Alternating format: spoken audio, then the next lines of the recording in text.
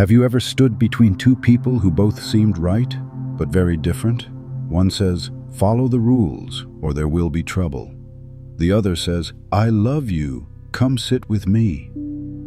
That's what it can feel like when you read about Moses and Jesus. Moses comes with fire and thunder. He walks down a mountain holding 2 stone tablets carved by the very finger of God. His face shines with light so bright people have to look away. He talks about laws, commands to obey, steps to stay clean, rules to be holy.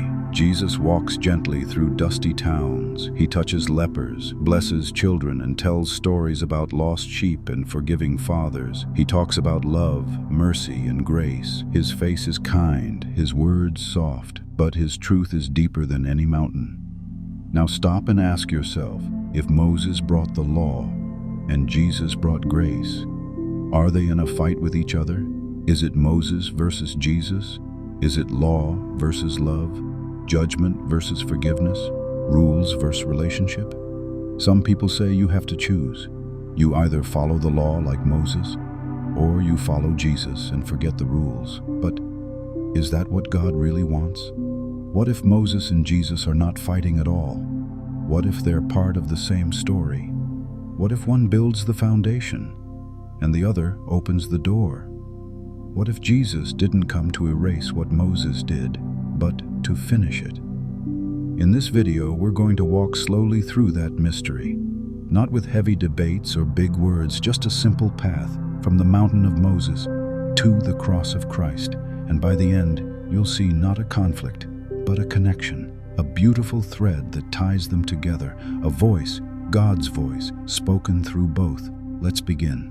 Imagine standing between 2 tall mountains. The first mountain shakes. Thunder rolls over it. Lightning flashes in the dark clouds above.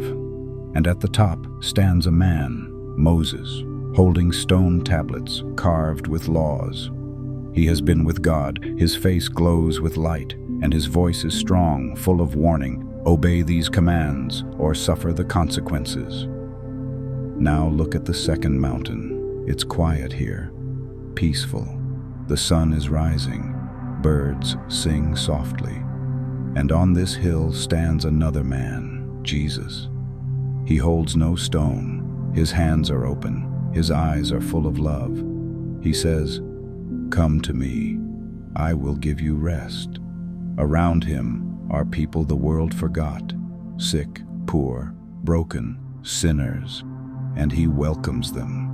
2 mountains, 2 men, 2 messages. One says, "You must follow the rules to be right with God." The other says, "I will make you right with God." So which one is true? Is it Moses with the law, or Jesus with grace?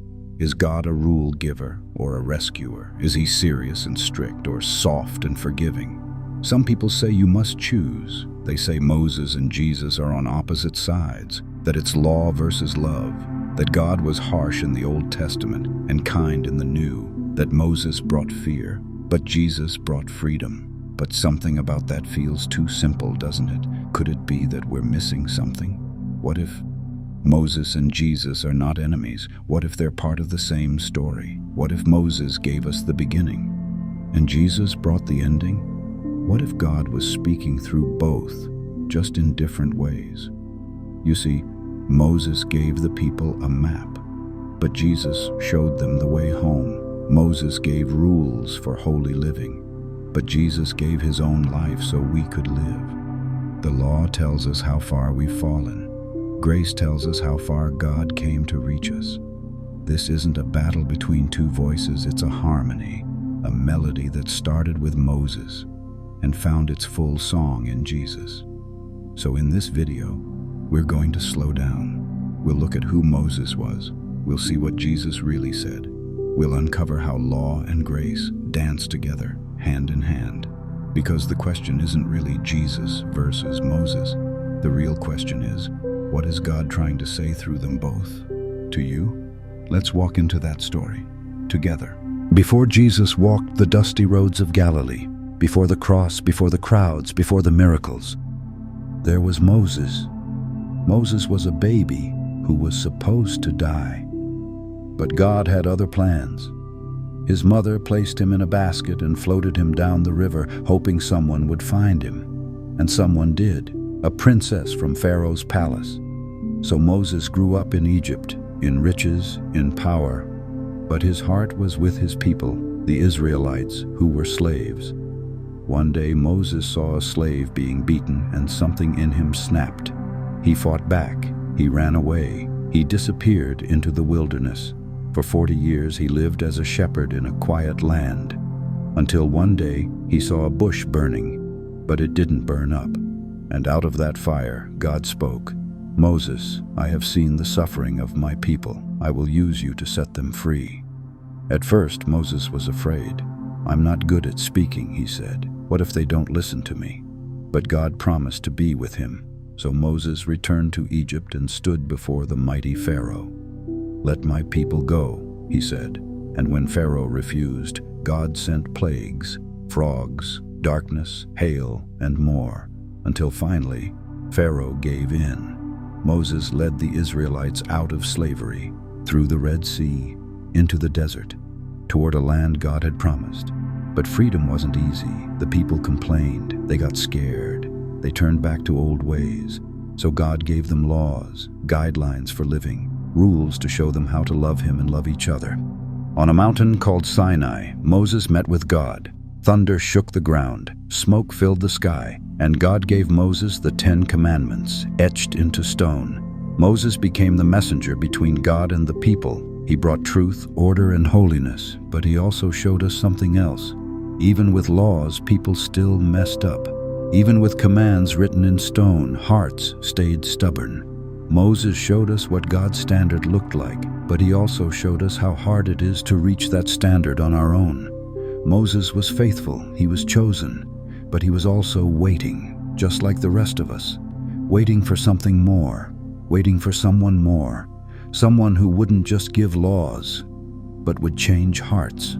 Now let's look at the other mountain, the quiet one, where a man stands not with thunder, but with tears in his eyes and love in his voice. His name is Jesus. He wasn't born in a palace like a king. He was born in a stable, laid in a manger, wrapped in cloth, surrounded by animals. His mother was a young girl. His earthly father was a carpenter. They were simple people from a small town called Nazareth. Jesus grew up like any other boy, learning, helping, working with his hands. But there was something special about him, something deep. When he was just 12 years old, he amazed the teachers in the temple with his understanding of God. And when he grew older, around the age of 30, he began to teach, not with harsh commands, but with stories, not with threats, but with invitations. He said things like, "Blessed are the poor in spirit. Love your enemies. If someone strikes you on the cheek, turn the other one." And he didn't just say these things, he lived them. He touched people no one else would touch. He sat and ate with people others called sinners. He forgave those who were ashamed. He healed the blind, the crippled, and even raised the dead. But here's the part that confused people the most. Jesus didn't act like the religious leaders. He didn't carry scrolls full of laws. He didn't avoid unclean people. And he didn't praise those who were proud of their good behavior. Instead, he called out the proud, and he comforted the broken. And because of that, some people began to whisper, "Is he breaking the law? Is he against Moses? Is he changing everything?" Jesus didn't say, "Forget the law." He said, "I came to fulfill it." To fulfill something means to bring it to its full meaning, to complete it, to take something that was good and make it whole. Jesus wasn't tearing down what Moses did. He was stepping into the story that Moses began. Moses showed people what God wanted. Jesus showed people who God is. Moses brought commandments written on stone. Jesus came to write love on our hearts, and everywhere Jesus went, people followed, because they saw in him something they had never seen before, not just a prophet, not just a teacher, but the very Son of God. As Jesus walked through towns and healed the sick, as he forgave sinners and dined with outcasts, some people began to worry, not the poor, not the broken, but the religious ones, the ones who loved the law, the ones who built their whole lives around Moses. They looked at Jesus and thought, "He's breaking the rules." He touches lepers, unclean. He forgives sins. Only God can do that. He heals on the Sabbath. Doesn't he care about Moses? To them, Jesus looked like a rebel, but one day Jesus stood before a crowd, maybe just like you and me, and he said something very clear. Don't think I came to destroy the law or the prophets. I didn't come to get rid of them. I came to fulfill them. Let that sink in. Jesus didn't tear down what Moses built. He completed it. He gave the law its true meaning. Think of the law like a sketch, an outline of a beautiful painting. Jesus didn't crumple it up. He took the brush and filled in the colors. Here's an example. Moses said, do not murder. That's important, right? But Jesus said, if you're even angry in your heart, that matters too. Moses said, don't commit adultery. Jesus said, even lusting in your mind breaks that command. Jesus wasn't adding new rules. He was showing the heart behind the old ones. It wasn't just about what you do. It was about who you are inside. You see, the law could tell people what not to do, but it couldn't give them the power to live that way. That's where Jesus came in. He didn't come just to teach the law. He came to embody it, to be the living, breathing picture of what God's heart looks like. Where the law said, stay clean, Jesus said, let me make you clean. Where the law said, don't touch, Jesus reached out his hand. Where the law pointed out our guilt, Jesus offered forgiveness. So no, Jesus didn't break the law. He fulfilled it in a way no one else could. And through him, we begin to see that the law and grace were never meant to fight. They were meant to hold hands, because Jesus didn't lower God's standards. He lifted us up to meet them with his love, his mercy, and his spirit inside us. It's the sound of chains breaking. It's the feeling of coming home after being lost. It's the soft whisper, you're forgiven, when you know you've done wrong. But for some people, grace feels dangerous. Why? Because grace can look like a free pass. It can sound like, do whatever you want. God will forgive you anyway. And that makes people nervous, especially those who've tried hard to be good. Imagine someone working all day in the sun, sweating, pushing, obeying every rule, and at the end of the day, a new person walks in, does nothing, and gets the same reward. It doesn't feel fair. That's what grace can look like, unfair. But maybe that's the point. Grace isn't about fairness, it's about love.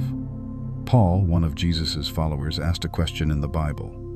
Should we keep on sinning because grace will cover it? And his answer was loud and clear. Absolutely not. Grace isn't permission to sin. It's power not to. The law tells you what to do. Grace gives you the heart to do it.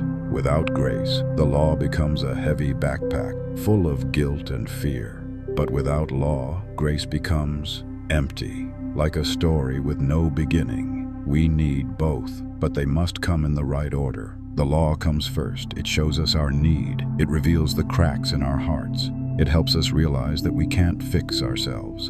And then grace steps in, not to erase the law, but to fulfill it in us. Through Jesus, we're not just forgiven, we're transformed. We don't obey to earn God's love. We obey because we already have it. Grace changes the reason we follow God, not because we're afraid of punishment, but because we're overwhelmed by love. Grace seems dangerous because it's that powerful. It doesn't just clean the outside, it goes straight to the heart, and that's where real change begins.